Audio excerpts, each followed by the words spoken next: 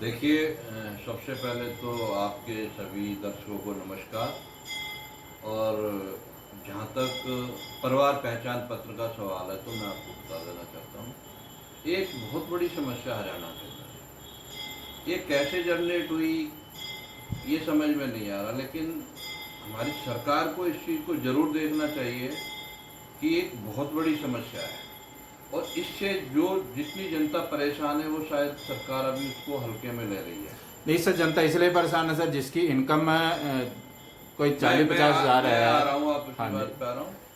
कल का एक प्रदर्शन था हमारे पार्षद पंचकुला के, उन्होंने कुछ लोगों को लेकर डीसी ऑफिस आए। सवाल ये है कि उनको डीसी ऑफिस आना क्यों पड़ा। वो खुद पार्षद बीजेपी से हैं, हमारे विधायक साहब बीजेपी से हैं, मेयर साहब बीजेपी से हैं, हमारे खट्टर साहब बीजेपी से हैं और प्रधानमंत्री जी बीजेपी से। चार चार संवैधानिक पद एक ही पार्टी के, उसके बावजूद भी ये समस्या आ रही है। तो कहीं ना कहीं इसमें सरकार कहीं गलती कर रही है। तो वही है सर, उसमें मतलब दिखाया गया है, मौजूदा मैं बता रहा हूँ उसमें मेन गलती क्या हुई है। एक पांचवी में पढ़ने वाले बच्चे की इनकम 5 लाख रुपए दिखा दी गई है। ये किसकी गलती है? या तो जो बनाने वाले उन्होंने गलत किया है या कोई डायरेक्शन इस तरह की है। आज हालात ये हैं, मैं बता देना चाहता हूँ कि पिछले कई सालों से बंदे झोड़े में कागज लेके सीएससी सेंटर के चक्कर लगा रहे हैं जी। और आज कल परसों में ऐसे कहते कहते उनको कई साल हो गए, कल आना परसों आना। लोग बेचारे इतने परेशान हैं कि मैं बता नहीं सकता। मेरे पास भी गांव से और कॉलोनी से इतने फ़ोन आते हैं कि परिवार पहचान पत्र को ठीक करा दो जी, ठीक करा दो। आखिर इस पर सरकार को सोचना होगा, नहीं तो बहुत बड़ी हानि होने वाली है जी। देखो, मैं आपको बताना चाहता हूँ, आपने बहुत ही बड़े बड़े मुद्दे पकड़े हुए हैं जी। आज हालात ये हैं कि मुझे तो बिजली मंत्री हमारे हैं रणजीत चौटाला जी, उन पर ही डाउट है। कम से कम आप ग्राउंड पे जाके देखिए और उसके बाद पॉलिसी बनाइए। आपने मीटर तो स्मार्ट मीटर लगवा दिए, जिसका बिल गरीब आदमी का एक पंखे और एक लाइट का 150, 200, 500 रुपये आता था, उसका 15-15 हज़ार रुपये बिल आ रहा है। आप एक सर्वे देखेंगे करके या आप ग्राउंड पे जाओगे तो पता लगेगा कि आधे लोगों के बिजली का नहीं, कई कनेक्शन काट दिए गए। कई जगह ऐसे भी आए हैं कि लोगों ने मीटर जो लगाने आते थे उनका भी विरोध किया है कि हम इसको नहीं लगने देंगे सर। देखो, वो एक सरकार की प्रक्रिया है, इंसान विरोध करेगा उससे नहीं रुकेगा, लेकिन सरकार को सोचना चाहिए कि जो गरीब आदमी है वो 10-15 हज़ार कहाँ से भरेगा। गांव में आप जाइए, आधे कनेक्शन कटे हुए हैं और आजकल तो एक सिस्टम है, गांव में काटने नहीं जाते कनेक्शन। बिजली बोर्ड के ऑफिस में, एसडीओ ऑफिस में से ही कंप्यूटर से बंदा कनेक्शन काट देता है और बंदे चक्कर मार रहे हैं। अरे सोचिए, जिसकी इनकम ही 5-6 हज़ार है वो 15 हज़ार बिजली का बिल कहाँ से भरेगा। और पंचकुला में तो एक चीज़ और कर दी गई है, अभी पहले 2 महीने में बिल आता था, आज 1 महीने में बिल आता है। वो बेचारा पिछला बिल भर के नहीं और निकलता, उससे अगला बिल आ जाता है। सर एक चीज सरकार को सोचना होगा, इन गरीब लोगों को साथ में लेके चलना होगा। अगर सरकार इनके बारे में नहीं सोचेगी तो परिणाम ठीक। सर एक चीज मैं ये पूछना चाहता हूँ, जैसे आपकी पार्टी तो ज्वाइंट है, मतलब साथ में है, तो फिर इसका असर तो आपको ही पड़ेगा 2024 में सर। देखिए, मैं बता देता हूँ, हमारा हिस्सा गठबंधन के अंदर सिर्फ 10% है जी। 10% पर हमारी कितनी बात मानी जाती है ये आप भी जानते हैं। आज को मैं आपको बता दूं, आज हमारी बात एक पटवारी भी नहीं सुनता है जी। सेक्रेटरी भी नहीं सुनता है, जो हमारे बीडीपी ऑफिस में लगे हुए हैं कोई भी नहीं सुन रहा है। ऑफिसर बेलगाम हो चुके हैं, बिल्कुल कोई बात नहीं सुन रहे, क्योंकि उनको पता है जननायक जनता पार्टी का सिर्फ 10% हिस्सा ही हमारा कुछ नहीं कर सकते। अदरवाइज बीजेपी अगर हमें मान सम्मान प्रॉपर दिया होता, हिस्सा प्रॉपर हमें दिया होता, तो आज प्रदेश के हालात ये नहीं होते। ठीक है, कुछ लोग हमारे से खफा होंगे, लेकिन इसमें जननायक जनता पार्टी की किसी भी प्रकार की कोई गलती सर एक बात वही आ जाती है, हम कुछ गांव में हमने विजिट किया, उसमें जैसे कच्ची कॉलोनी भी थी कुछ वहाँ पर, तो देखो सुविधाएं मिलती हैं तो सेक्टरों में मिलती है यहाँ पर, लेकिन कच्ची कॉलोनी वाले आज भी जैसे थे या तो आज हम मानते हैं कि उससे नीचे जरूर चले गए कि अप नहीं हुआ, तो उसके लिए क्या रहेगा सर?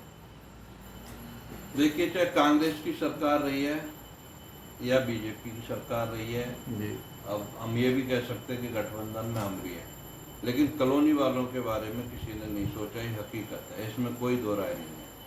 कॉलोनी वालों का वोट तो सबको चाहिए, लेकिन इनके बारे में सोचना किसी को नहीं है। आज कॉलोनी में जाके देखिए, इतनी बीमारियां हो गई हैं, कोई साफ सफाई नहीं है, कोई नालियां नहीं बनी हुई हैं, दुर्गंध आती है उनके अंदर। वो लोग रह रहे हैं, उनको ये इंसान समझते ही नहीं है। कॉलोनी वाले भी हमारे भाई हैं, उनको इंसान समझना होगा, उनको सुविधाएं देनी होंगी। एक प्रॉपर उनको सड़क नुमा जो गली है वो पक्की बनानी होगी, तभी कुछ हो पाएगा। पानी की निकासी प्रॉपर होनी चाहिए। ये सारी चीज़ों की तरफ कोई ध्यान नहीं देता, सिर्फ इनका वोट चाहिए। उनको पता है इनको बेकाबू कर वोट ले लेंगे, लेकिन मैं वोट तो सर देखो 2024 का चुनाव आने वाला सर। जी। पंचायतों में जाते हैं, पंचायतों के हालात जैसे थे उससे बदतर ये मानते हैं कि सरकार कहती है कि इस पंचायत में ये हो गया, ये हो गया। सड़कें आज तक टूटी मिलती हैं, जो एक बार बन गई शायद दोबारा नहीं बनी होंगी, या उन पे पंचर लगता, पंचर भी 10 दिन के बाद टूट जाता है। यही हाल अपने पंचकुला के अंदर है। पंचकुला में जो सड़कें जो साफ सुथरी हैं उनके ऊपर तो रिपेयर हो जाती है, जो टूटी फूटी हैं उनको आज भी वैसी की वैसी हालत है। यानी कि कुछ चैनलों ने दिखाया भी है कि सड़क गड्ढे ज़्यादा हैं और सड़कें कम हैं। तो ये क्या, इसके बारे में भी थोड़ा प्रकाश डालेंगे कि ये क्यों नहीं हो रहा? क्योंकि सरकार आपकी भी है तो ऑब्जेक्शन आप लोग भी इस पर उठा सकते हैं, कार्य क्यों नहीं होते? मैं बता देना चाहता हूँ, अगर सरपंचों को हम लाठियों से कूटेंगे तो क्या विकास होगा? सरपंच अपनी मांगे लेकर आते हैं कि हमें 5 लाख का 7 लाख की परमिशन तो दो, ताकि हम प्रॉपर काम करा सकें। गवर्नमेंट कहती है नहीं, 2-2.5 लाख में आप काम चलाओ, बार बार वहीं के चक्कर काटते रहो।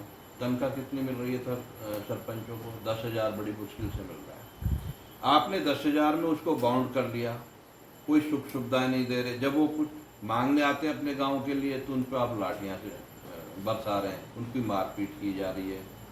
तो ये कहाँ तक सच है? इतिहास में पहली बार हुआ कि सरपंचों को, क्या बताऊं मैं आपको, मुझे तो खुद शर्म आती है। मतलब सरकार सर 2024 के बाद का भी सपना लेके बैठी है। उनको जैसे एक गांव की हम बात करते हैं, करनाल डिस्ट्रिक्ट में गांव है ओंगद, वहाँ के तालाब इतने पानी से लबालब हैं कि जब वहाँ पे सर्वे किया, उनको बोला कि इसकी निकासी कहीं बाहर की जाए, तो उसको मतलब प्रोजेक्ट इतना बड़ा कर दिया और आश्वासन दिया गया कि अभी कुछ टाइम लगेगा, 2-4 साल के बाद उसको बना दिया जाएगा।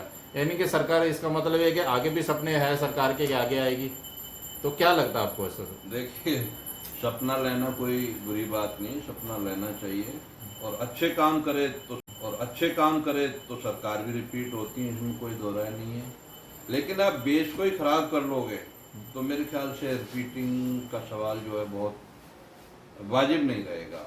आप उन लोगों को, गरीबों के बारे में सोचिए। कोई महिलाएं आपसे सवाल करती हैं, आप उनको कहते हैं हम चंद्रयान पे भेज देंगे। इस तरह का ठीक नहीं, थोड़ा सा सोचना चाहिए। ये हमारे ही प्रदेश के लोग हैं, हमारे ही परिवार के लोग हैं, हमारे ही भाई बहन हैं। इनकी सुख सुविधाओं का भी ख्याल हमारे को ही रखना होगा।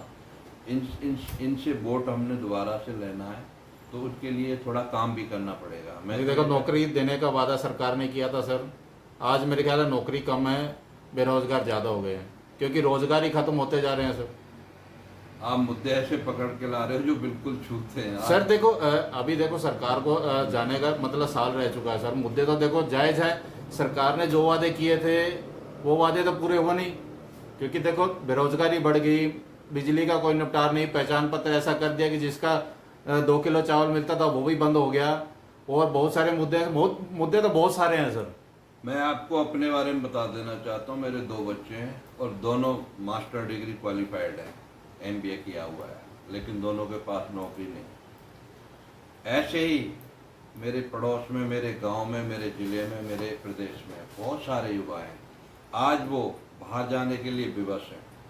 और कई गांव तो कैथल साइड में इस तरह के हैं कि पूरे गांव के गांव खाली हो गए, जवान नौजवान बच्चे बाहर चले गए, क्योंकि उनको हम पकौड़े तलने की स्कीम बताएंगे तो हर बच्चा पकौड़ा नहीं तल सकता।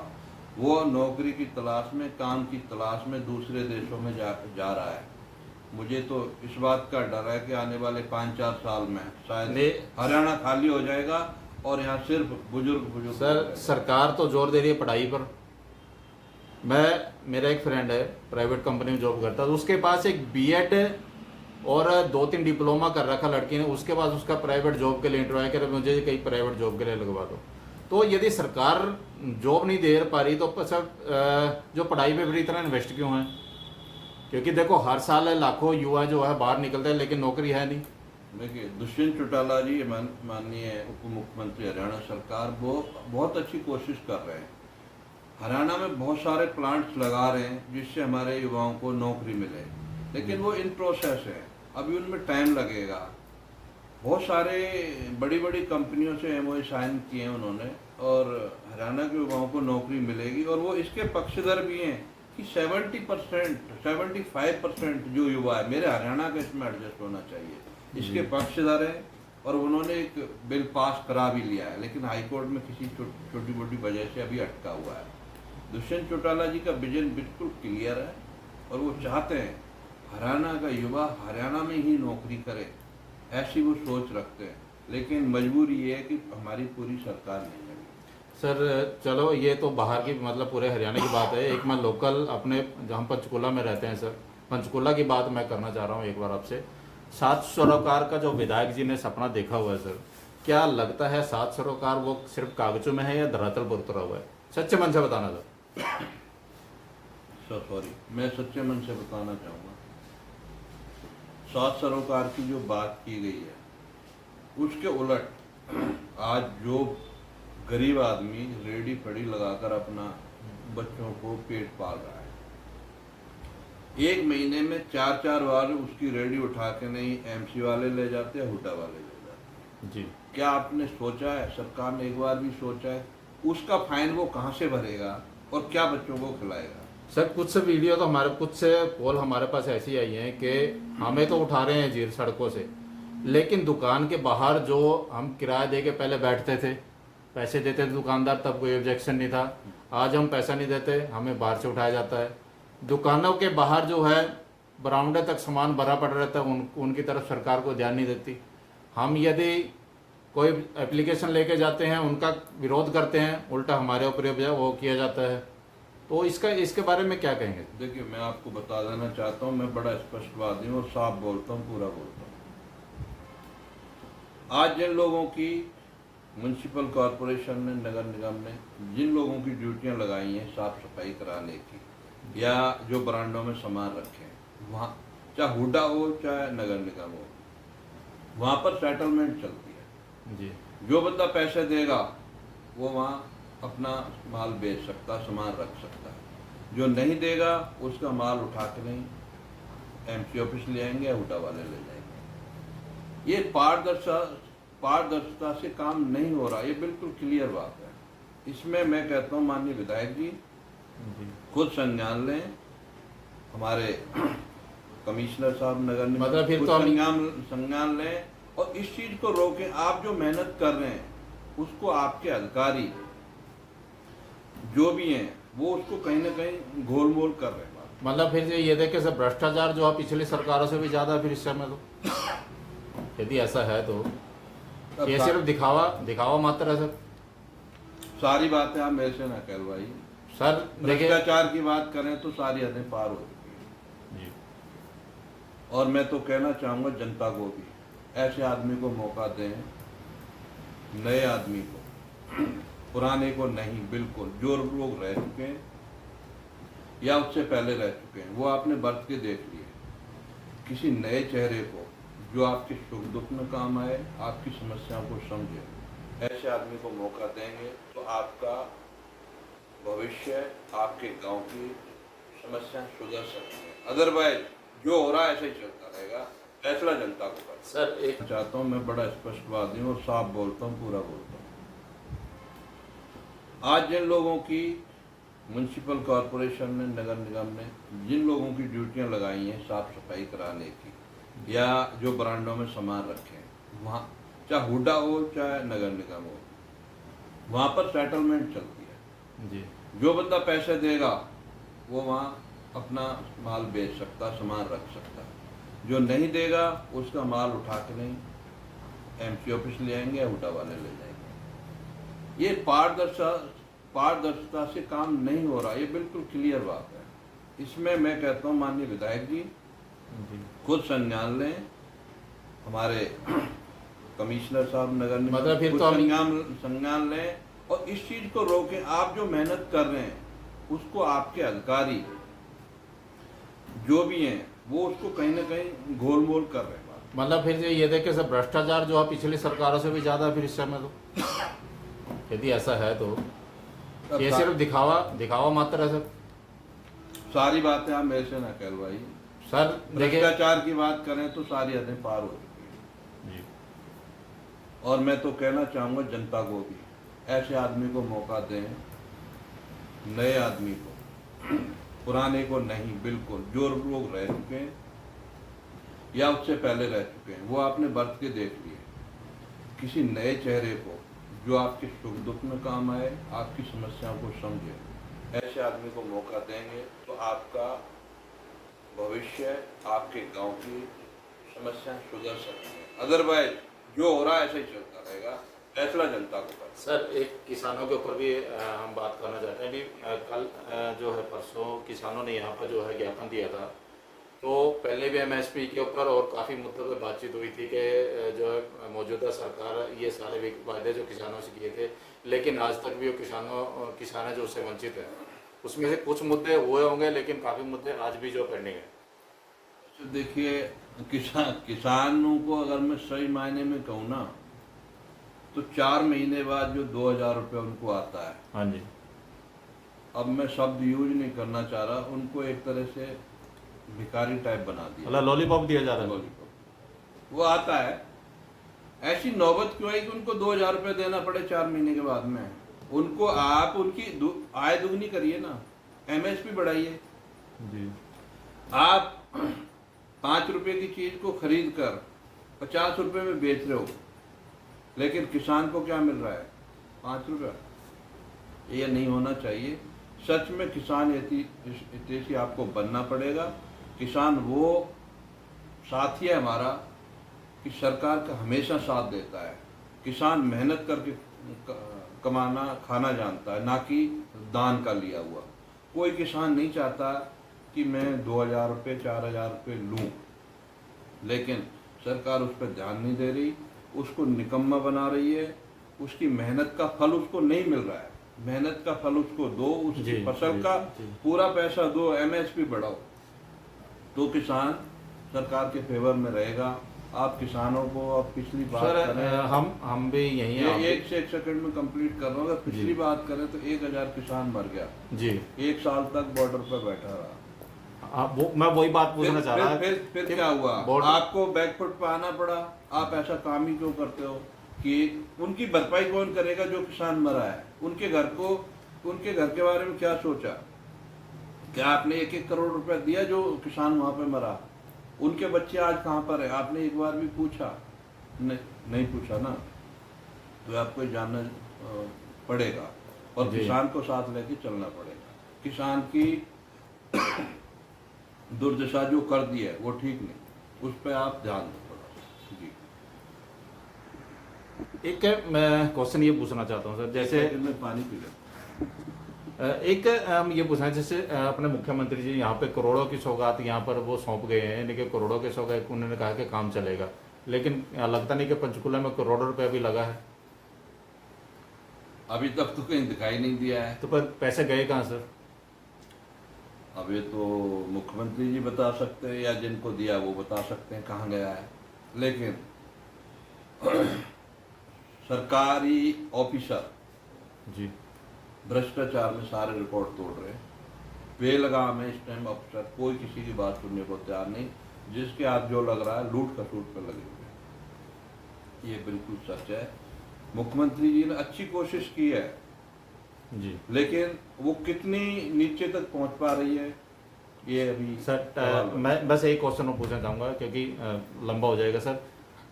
जैसे भ्रष्टाचार की बात करते हैं तो पिछले अभी 2-3 दिन पहले भी जो हमारे डिप्टी सीएम जी हैं उन पर भी ये आरोप लगा है कि वो भ्रष्टाचार को सभी हदें पार हो चुकी हैं। क्या वो सही लग रहा है, कैसे गलत है?